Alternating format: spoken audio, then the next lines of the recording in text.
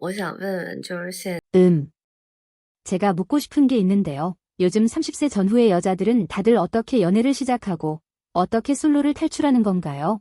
솔직히 우리 나이가 되면 선택지는 두 가지뿐인 것 같아요. 하나는 이혼남, 또 하나는 아무것도 가진 게 없는 남자. 정말 난감하지 않나요? 20대에는 다들 열심히 일하면서 미래를 준비하는 시기인데 30대쯤 되면 그나마 경제적 능력이 생겨 결혼을 고려할 수 있잖아요.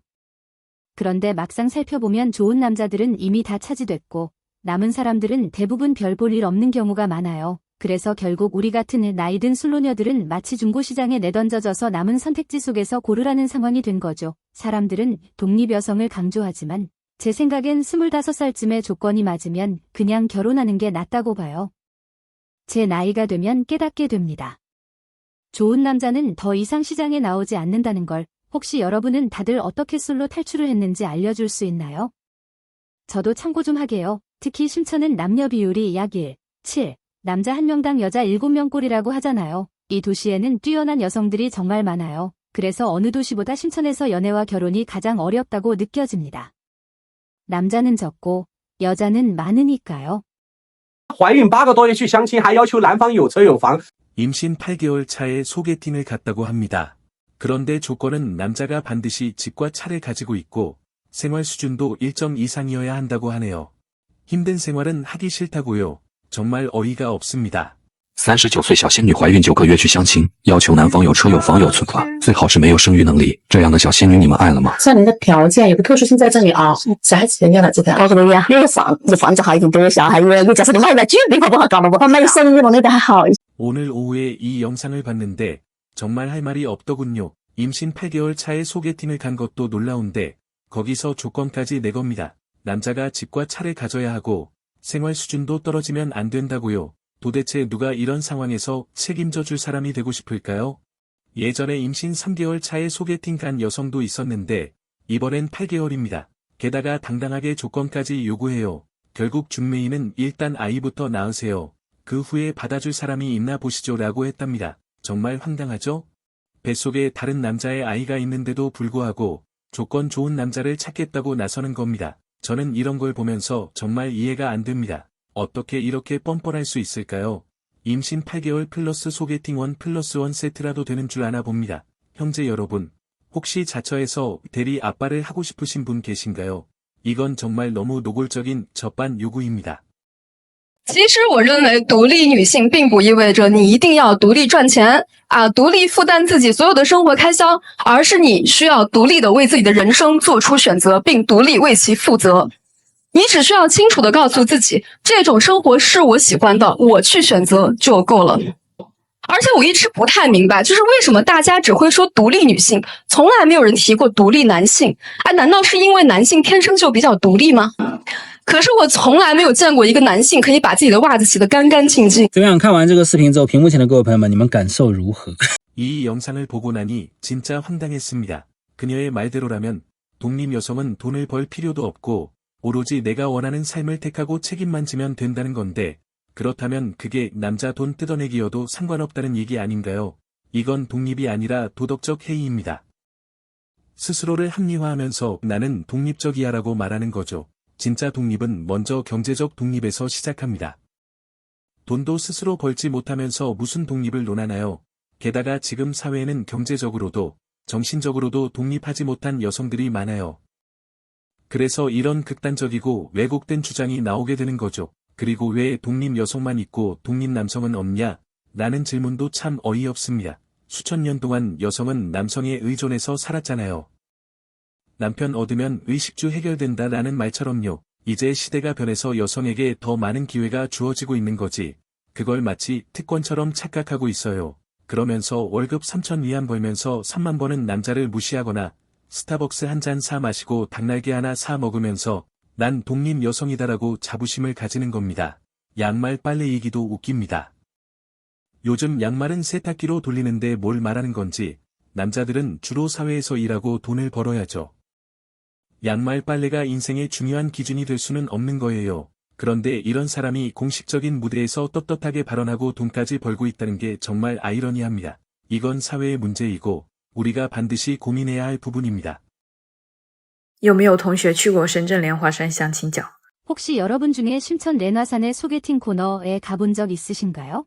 저는 이제 나이가 좀 있는 미혼 여성이라 이번에 부모님이 심천에 오셨을 때 아버지의 강력한 요구로 온 가족이 함께 그곳을 다녀왔습니다. 거기에 도착하면요. 바로 눈에 들어오는 게 이런 모습이에요. 바구니마다 빽빽하게 쌓여있는 개인 프로필 자료들.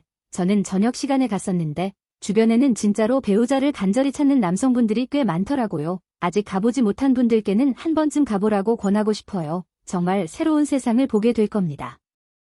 说真的哈，每次有37、8岁左右的大龄未婚女孩， 솔직히 말씀드리면요. 37세, 38세쯤 되는 미혼 여성분들이 저를 찾아올 때마다 저는 엄청난 부담감을 느낍니다. 정말 도와드리고 싶은 마음은 크지만 동시에 왜 지금까지 미혼으로 남아있었는지도 잘 알고 있거든요. 이 연령대 여성분들이 오면 저는 그분들의 조건과 배우자에 대한 요구사항을 종합적으로 살펴봅니다. 만약 남자는 반드시 미혼이어야 한다라는 강한 조건이 있으면 저는 아예 중매를 시도하지 않고 정중히 거절합니다. 왜냐하면 이 나이의 조건이 괜찮고 아이가 없는 남자라면 대부분 35세 이하 여성을 원하기 때문이에요. 출산 문제를 걱정하기 때문이죠. 그래서 저는 조언합니다. 37에서 38세 미혼 여성이라면 40세 전후이고 아이가 있지만 앞으로 재혼 후 아이를 함께 키울 의지가 있는 남성을 고려해보라고요. 물론 마음으로는 받아들이기 힘들죠. 지금까지 버티고 기다렸는데 결국 원하는 조건의 상대를 못 만났다는 건 억울하니까요. 하지만 현실을 보세요. 지금까지 만난 남자들의 조건이 점점 더 떨어지고 있지 않나요? 앞으로는 더 나아지지 않습니다. 좋은 남자는 이미 다 선택받았어요. 그래서 남은 사람들 속에서 완벽한 조건을 기대하는 건 거의 불가능합니다. 사실 어떤 여성분들은 제가 잠깐 대화만 해봐도 평생 결혼 못 하시겠구나라는 게 느껴지기도 해요. 예를 들어 37에서 38세에도 여전히 남자는 반드시 미혼, 연봉 25만 위안 이상, 키 180cm 이상, 학사 이상, 게다가 잘생기고 다정해야 한다고 주장하는 경우요. 이건 현실적으로 거의 불가능합니다. 그분들은 흔히 말하죠. 차라리 고품질 솔로로 살지언정 저품질 결혼은 안 한다. 하지만 냉정하게 말하면 그런 조건을 고집하는 이상 평생 혼자 지낼 확률이 높습니다. 그래서 저는 이런 여성들에게 차라리 지금부터 요양원 입주금을 준비하라고 조언합니다. 왜냐하면 37에서 38세의 요구사항은 사실상 25에서 26세 여성들의 요구사항과 똑같기 때문입니다. 근데 경쟁력이 다르잖아요. 남자들이 왜 굳이 나이 많은 여성을 선택해야 하겠어요? 중요한 건 내가 맞는 상대다라는 자기 확신이 아니라 치열한 경쟁 속에서 선택받을 수 있느냐는 거예요. 상대방을 이겨야만 결혼할 수 있는 겁니다. 솔직히 요즘 중국 사회를 보면 남녀 관계가 정말 이상하게 흘러가고 있다는 생각이 들어요. 특히 대령 미혼 여성들을 보면 더 그렇습니다. 30 후반, 40 가까이 돼서 아직 결혼 못한 이유가 사실 뻔하거든요. 조건은 끝없이 높고 스스로는 아무 책임도 지려 하지 않으니까요. 많은 여자들이 나는 고품질 솔로로 살겠다. 저품질 결혼은 안 한다. 이런 말을 쉽게 합니다. 근데 그 고품질이란 게 뭔데요? 미혼 남자, 연봉은 최소 수십만, 집도 있어야 하고, 차도 있어야 하고, 키 크고 잘생기고 성격도 좋아야 한다는 거잖아요. 아니, 이건 25살 젊은 여자들이나 요구할 수 있는 조건이지, 30 후반 여자가 내밀 수 있는 조건은 아니잖아요? 경쟁력이 다르다는 걸 왜 모를까요? 더 황당한 건 임신 8개월에 소개팅을 나가는 여자 얘기예요. 뱃속에 다른 남자의 애가 있는데 거기서도 집, 차, 저축까지 요구합니다. 도대체 누가 그 상황에서 책임져 주고 싶겠어요? 이런 건 그냥 남자를 호구로 쓰겠다는 거랑 뭐가 달라요. 남자 인생을 대리 아빠로 바꿔달라는 건데 그걸 당당하게 요구하는 걸 보면 진짜 뻔뻔하다는 말밖에 안 나옵니다.